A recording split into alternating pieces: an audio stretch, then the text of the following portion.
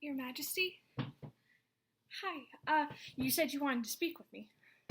Oh, I'm that girl who got lost, the, Mary Davis? Yeah, well, let me tell you, when you said you wanted to meet with me, even after everything that happened today, well, I was shocked. Oh, and I swear to you, me finding my way into here was a complete accident. You see, I've got this curse that's like always putting me into uneasy situations. You see, I was with the tour. Got caught up admiring this plaque with your crest on it. So beautiful. Anyway, I got turned around for a solid 10 minutes and walked up this gorgeous flight of stairs and found myself face to face with some of your very skilled guards. I promise I'm no threat. Believe me, this sort of thing happens all the time. No, I don't mean like exactly this, but the curse. Oh, well, honestly, do you have the time?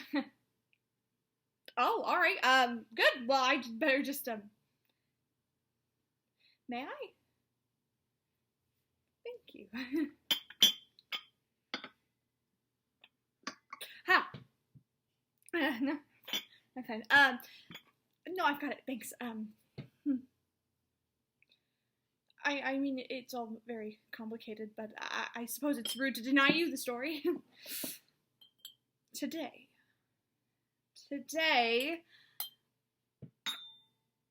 I had a migraine. I woke up with this migraine, and I couldn't shake it, but I still decided to get out of bed. I took a very brisk walk through St. James Park and took my spot in line for the tour. I met this little old lady named Mabel. And as you know, as little old ladies do, she continued to tell me her whole life story. You know. But anyway, by the end of it, surprisingly, we were still there. So I sort of hit the highlights of my life, and she looked back at me and said, "Well, young lady, it looks like you've had several run-ins of bad luck." I laughed in her face and went on to say that it's always been that way. I can't escape it. It just follows me wherever I go. My mother said it was punishment for leaving, but I believe I was born with it. I mean, I grew up in rural Ohio with an alcoholic father and a distant mother who believed my only ambition in life should be finding a husband. Every day, I had to tell her that no one in this day and age has to get married and have kids. My mother did believe that and thought I was too progressive. So, every time I opened my mouth, no one listened. Since I can remember, I was the one who was caught by the principal, or accidentally fell off their bed and broke an arm. My sister Cass, well, she was there for me through it all. We both loved reading together. Jane Austen, Charlotte Bronte, all the greats.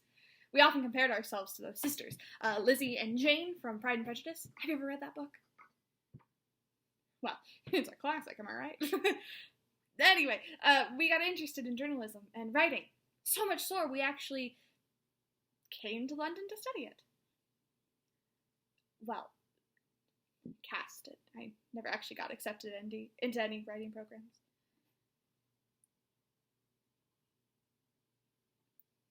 But I still came along and decided to do some of my own studying abroad.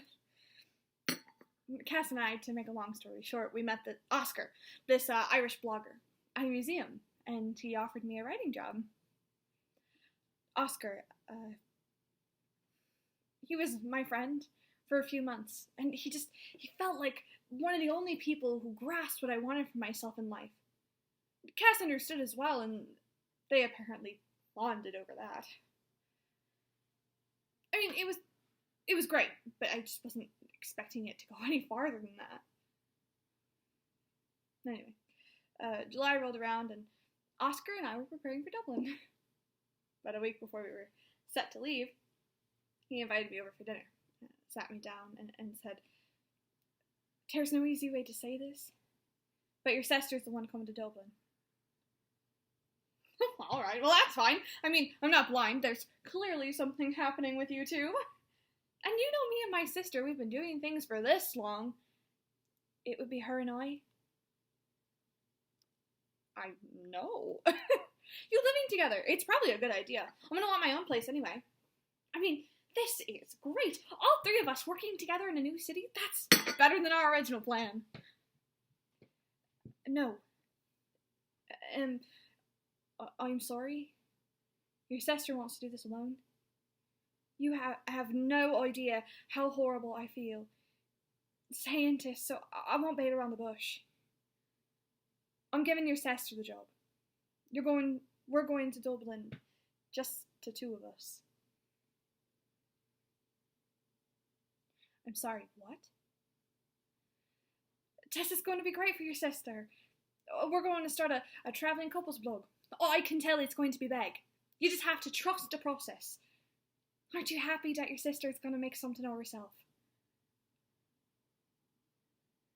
I let that question sit in the air. And then I stood up and grabbed my things. I stormed out of his flat, then swore never to say another word to him. While on the tube, I sat back, cried, and thought, at least she'll get to go.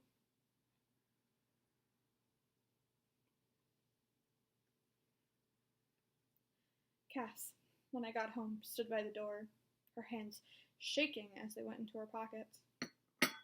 She had set up coffee, and I knew what was coming, so I just sat there in silence. We fought for hours and then days. She packed up her things and met me at a train station. We continued to find that desolate platform. What about me, Cass? I have needed you. You've been the only constant in my life, so forgive me for a moment of selfishness. When you get on that train, I don't know what I'm going to do. Do I go to a pub and drink, or go home and stare blankly at the wall? Jesus, Cass, you're the only one I've got. I've left everyone behind. We said this was a trip we would take together. I understand plans change, but that doesn't mean you leave your little sister stranded in London. Mary, this is no longer about you. For once, it is not. Mary, I want my own life. I deserve to live my own life without you trailing along. I had heard her say it so many times. Then this is it, okay? You getting on that train means I no longer have family to turn back to. I want to be on my own from now on. I wanted to just walk away without a goodbye. Instead, I turned, tripped, and skinned my knee. Quickly, Cass whipped out her first aid kit and rushed over to me. I'm glad I got that last moment, though.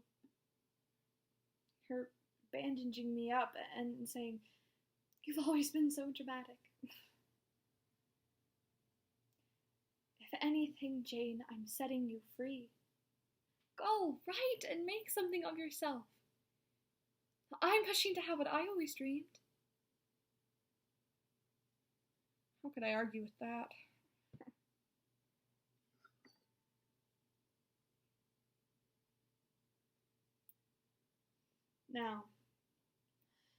Now I understand why she got on that train. Nothing was going to get in her way. While I was making expectations for myself, she had created her own aspirations. But I had told her that when she left, we wouldn't be speaking again. Curse self-reflection. Anyway, the next month, I got a job at a local Renaissance fair to make some extra cash. A Renaissance fair is like basically a place where everyone dresses up in period costumes and eats far too many turkey legs for the average person to consume. Anyway, I met this guy, Arnold. who was training me. A great guy, really. Anyway, we had hit it off early on and just always found ourselves wandering through the grounds together.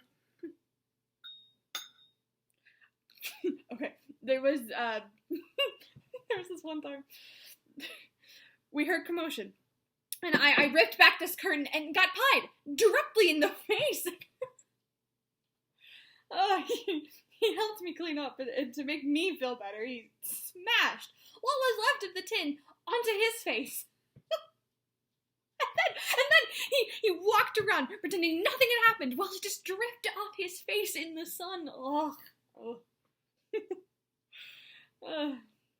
Anyway, we stayed in touch for the rest of the year. Talked on the phone, took days off to visit each other.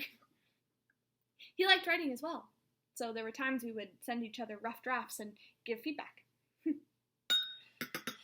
Arnold was at school in Manchester, but he dropped out because of a business opportunity. He was getting the next few years of his life lined up, and from our conversations, you could tell I wasn't.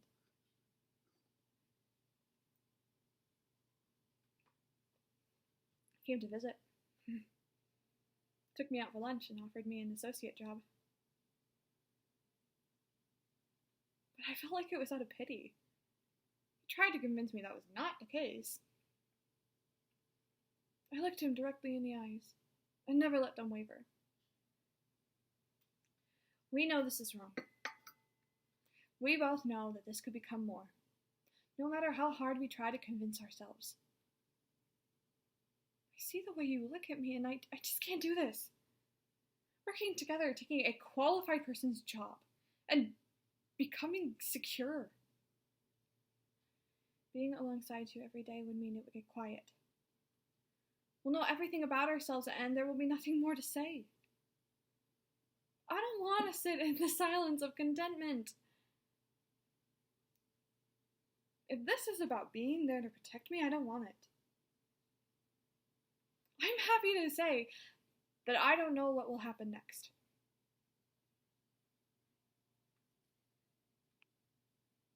Well, if that's how you feel, I wish you nothing but the best, Mary. I hope you know that. However, this stings a bit for me. I still wish to be your friend, but I think I'm going to need some time.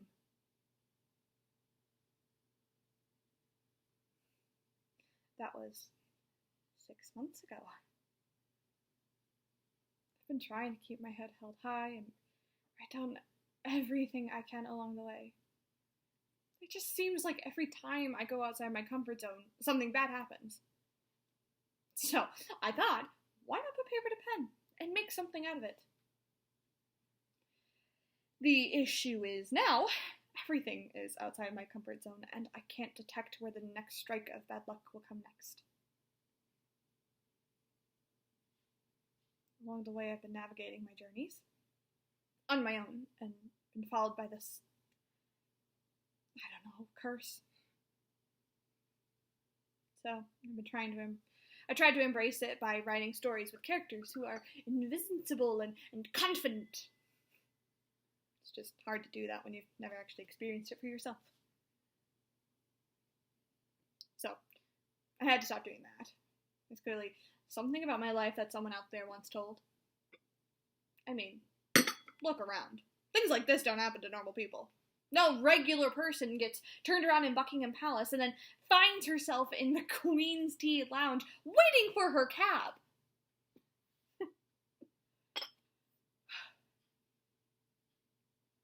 Your Majesty, I've been debating taking a writing gig in Chicago this week. I was searching for those last tastes, and I wasn't finding them until I wound up here. I think I can make peace with leaving this place. This city no longer presents a future for me. I have squeezed every last bit I can get from this place. I wanted to create as many stories in London as I could in the time I had left. but I wasn't sure if I was really done with this place.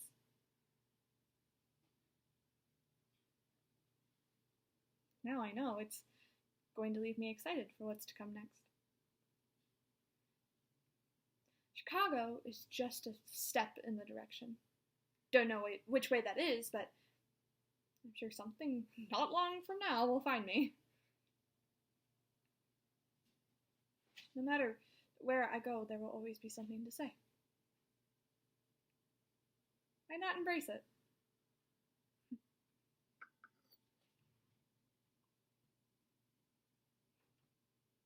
Well, with my life, there would be dozens of books if I got a contract.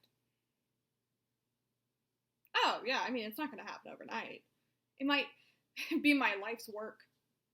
Might end up like Emily Dickinson, dead, but a success. A deal? With who, you? Whoa.